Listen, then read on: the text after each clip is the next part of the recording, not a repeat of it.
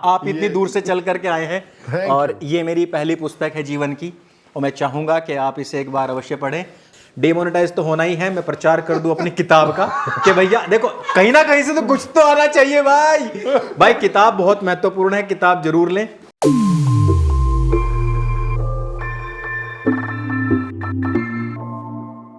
गर्वित भाई, जैसे कि आपने अभी बात कही है, मैं उसी पे आप ये जानना चाहूंगा कि अभी तो नरेंद्र मोदी का ये वाला है, पिछले वाले पॉडकास्ट में जब हम बात कर रहे थे तब भी ऐसे ही कुछ आया था।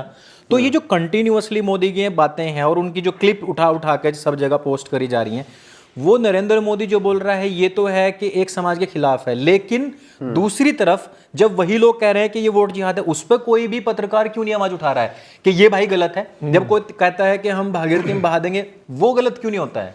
क्योंकि वो देखो चक्कर क्या है ना, ये कहाँ खेल जाते हैं, ये खेल जाते हैं कि ये तो ऐसे ही किसी छुट भैया नेता ने बोल दिया। वो प्रधानमंत्री बोल रहा है, प्रधानमंत्री की कुछ गरिमा होती है, वो यहां पे खेल जाते हैं। इस वजह से वो उसको मुद्दा नहीं बनाते। अदरवाइज जो सेंसिबिलिटी है वो ये कहती है कि भाई आप उस पे भी बोलो उतना ही और जितना इस पे बोल रहे हो। और दूसरी बात ये है कि जो मोदी बोल रहे हैं क्या वो गलत है? सबसे बड़ी बात तो यही है। सबसे बड़ा प्रश्न तो यही आया था ना, क्या गलत अगर वो लव जिहाद के बारे में एक अक्षर बोल देते, लव जिहाद सुना था, लैंड जिहाद सुना था, वोट जिहाद पहली बार आया, तो क्या लव जिहाद गलत है? क्या लव जिहाद को इतने बड़े प्लेटफॉर्म से क्रेडिबिलिटी मिलनी नहीं चाहिए थी कि भाई ऐसा कुछ होता है? अगर मोदी बोलते हैं कि भाई लव जिहाद कुछ होता है तो उसकी जो इंटेंसिटी है वो नीचे तक जाती है।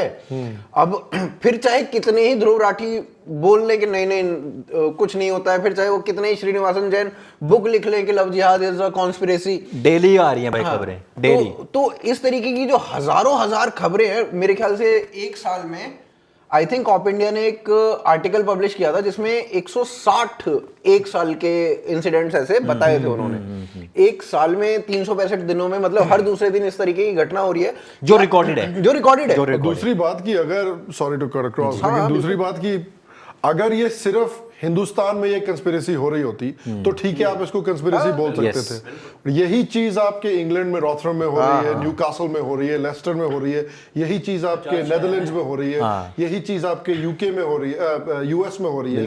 वहां भी पंजाबी सिख फैमिलीज कंप्लेन, हिंदू नहीं जाके कंप्लेन कर रहा, सिख फैमिलीज जाके कंप्लेन कर रही है कि हमारी लड़कियों को ये लोग स्कूल के बाहर खड़े खड़े होके टारगेट कर रहे हैं। पाकिस्तान में तो दिन दहाड़े उठती हैं, वो भी नाबालिग लड़कियां।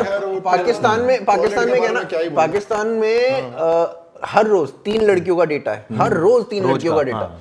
ठीक है, ये डेटा आपका रॉथरहैम की भाई ने बात करी तो रॉथरहैम में 1400 लड़कियों का डेटा है। ठीक है, पुराना डेटा है सारा। और 19,000 लड़कियों का डेटा है यूके में हर साल का, एक साल में आई थिंक इन्होंने किया है कि 19,000 लड़कियां जो ग्रूमिंग जिहाद है, ग्रूमिंग गैंग्स का शिकार हुई है। यस। ये 2019 का डेटा है। और सारे के सारे ग्रूमिंग गैंग जो है पाकिस्तानी है। पाकिस्तानी कौन है? हिंदू मुस्लिम है। केरला के कैथलिक्स भी तो हैं। केरला के कैथलिक्स को भैया हमने तो पैसा हमने तो नहीं कहा कि बोलो, बिल्कुल वो तो अगेंस्ट है, बल्कि वो तो रोजाना आकर के धर्मांतरण करते हैं। फिर रॉथरहैम वगैरह जितने भी शहर है ना, सबकी बात हुई है तो टोटल 50 शहरों से ये रिपोर्ट है यूके के भीतर, 50 शहरों से यही कि ग्रूमिंग जिहाद होता है।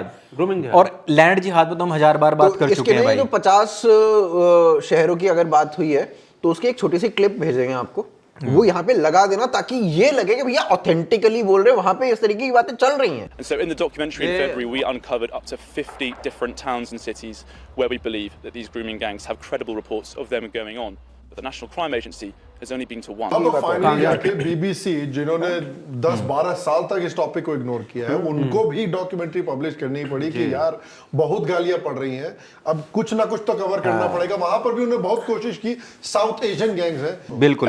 तो आपसे मेरा ये सवाल है कि अभी उन्होंने ये भी बोला है कि कवर किया है, वाह आप तो हीरो कि कोई मदरसा छाप नहीं बोल रहा है वोट जिहाद के बारे में, एजुकेटेड लोग बोल रहे हैं।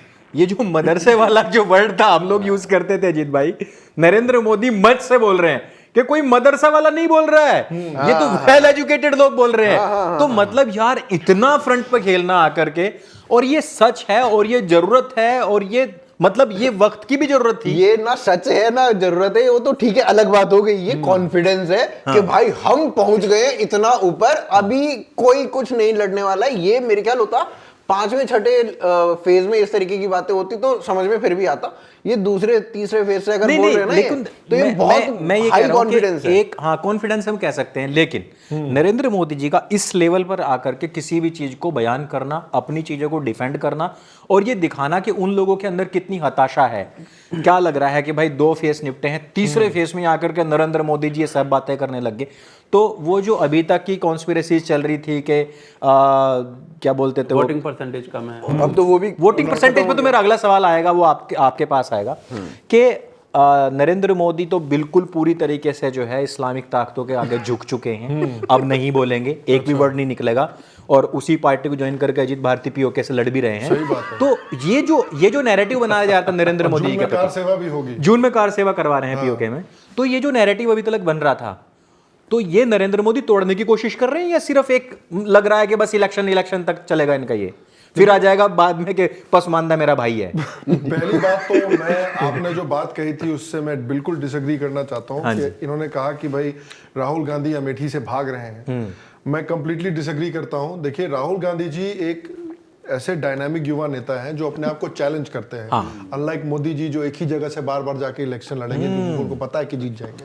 ये तो बात राहुल गांधी जी अपने आप को चैलेंज करते हैं कि देखिए मैं कई अलग अलग सीटों से इलेक्शन हार सकता हूँ, जी सिर्फ अमेठी से एक ही जगह से नहीं, भी हार सकता हूँ, और अगले 2029 में हो सकता है नई जगह जाएंगे कि चलिए हम इस बार जमशेदपुर से इलेक्शन चल के हार। बिल्कुल हो सकता है। तो टैलेंटेड लोग जो होते हैं, जो डायनामिक लोग होते हैं, जो सेल्फ इंप्रूवमेंट में विश्वास रखते हैं, वो इस तरह से अपने को चैलेंजेस लेते हैं। यस, ये तो अच्छी बात है। तो मेरा मानना है कि राहुल गांधी जी अपने आप को चैलेंज कर रहे हैं, बिल्कुल, कि एक नई जगह से चल के हारते हैं, बिल्कुल, और कितने वोटों से हार सकते हैं, बिल्कुल। तो और उन्हीं की योजना के तहत हम हम ये स्विमिंग पूल का पानी, हेलीपैड और दरवाजे सब बांट पाएंगे, नहीं तो हो भी नहीं पाएगा ये। सही बात। राहुल गांधी वो टेली ब्रांड्स वाले हैं। मैं पहले बहुत निराश था, अब जब से मैं अमेठी से हारा हूँ तब से मुझे बहुत अच्छा लग रहा है, मेरा कॉन्फिडेंस बढ़ गया है। अब मेरा कॉन्फिडेंस इतना हाई हो गया है कि मैं कहीं से भी हार सकता हूँ। मैं रायबरेली से हारूंगा इस बार, और अगली बार झुमरी तलैया से। असली गीगा चैट है तो एक बार वायनाड से भी हार के दिखाएं, उसमें ये हो सकता है। इसीलिए वो वायनाड गए हैं कि भाई एक बार तो यहाँ से भी हारेंगे। तो सवाल वही नरेंद्र मोदी जी के ऊपर है कि भाई नरेंद्र मोदी जी डायरेक्ट मदरसा छाप बोल दे रहे हैं क्या चल रहा है भाई? क्या करवा के मानोगे? 400 आ रही हैं कि 500 550 तक जाना है क्या भाई? देखिए, मेरा मानना है ना कि किसी भी सीट पे अगर आप लोगों को वोटर्स को निकलवाना है, मोबिलाइज करना है, तो ज्यादातर 10-15 दिन पहले वहां पर आप लोग जाके मेहनत करते हैं, वहां पर जाके रैली वाली निकलती है, लोग जाके पैम्पलेट वगैरह बांटते हैं।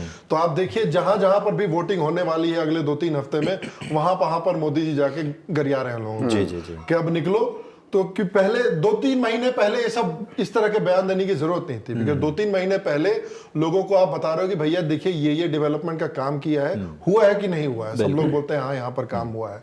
उसके बाद आपको 10-15 दिन पहले लोगों को रिमाइंड कराना है कि यह डेवलपमेंट चाहिए, ये काम चाहिए, ये प्रगति चाहिए, तो जरा निकलो घर से और जाकर वोट करो। तो ये वही है, 10-15 दिन पहले मोदी जी जाके हड़का देते हैं, जैसे 2019 में भी यही किया था। 10-15 दिन जाके पहले हड़का दिया था कि देखिए ये लोग जम्मू कश्मीर में ये कर रहे हैं, हमने जम्मू कश्मीर में ये किया है, ये करेंगे। उसी तरह यही काम है ये कि 10-15 दिन पहले एनर्जाइज कर देना है वोटर्स को, और मुझे लगता है होंगे भी जिस तरह की बातें कर रहे हैं। और खासकर जहां पर अब इलेक्शन होने वाला है, हिंदी बेल्ट में इलेक्शन होने वाला है, वहां पर Congress BJP head to head जा रहे हैं, Congress Sapa BJP Sapa head to head जा रही है, तो वहां पर ये जो बयान है वो तो काफी कारगर भी साबित होंगे मेरे। और उनमें कोई झुटलाने वाली चीज भी नहीं है। अच्छा, मीडिया के उससे आया था कि भाई अब की बार जो इलेक्शन काफी कमजोर रहा है। गुरु भाई, मैं यहाँ पे कुछ बोलना चाहूँगा।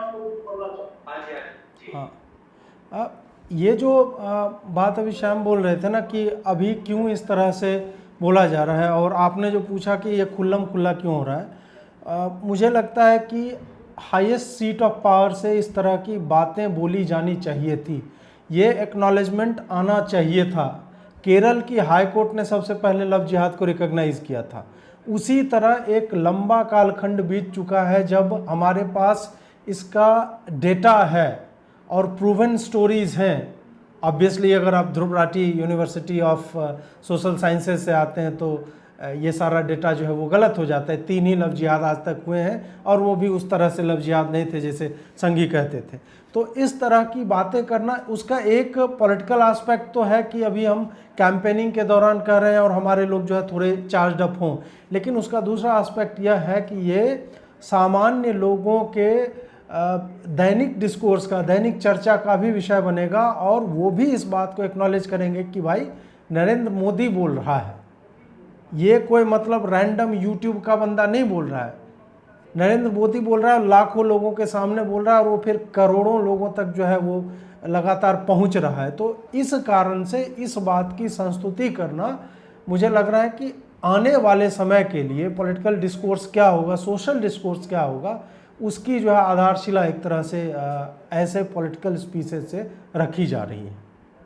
अच्छा, इसमें एक चीज और अजीत भाई की बात में ऐड कर रहा हूं मैं, वो ये थी कि भाई लव जिहाद के केसेस, मतलब जो अगर श्रीनिवासन जैन जैसे लोग जो हैं वो ये पूछते हैं कि भाई लव जिहाद का डेटा क्या है, लव जिहाद कितने केसेस हुए हैं बताओ। तो भाई लव जिहाद के अगेंस्ट कहीं कानून है? मतलब अब तो 1-2 जगह बने हैं, इससे पहले कहीं कानून था? अगर किसी चीज का कोई कानून ही नहीं है, हाँ, उसके अगेंस्ट एफआईआर कैसे रजिस्टर होगी? डेटा जब एफआईआर ही रजिस्टर नहीं होगी तो साला डेटा कहां से आएगा? हाँ। और जब डेटा नहीं आएगा तो इनको देंगे कैसे?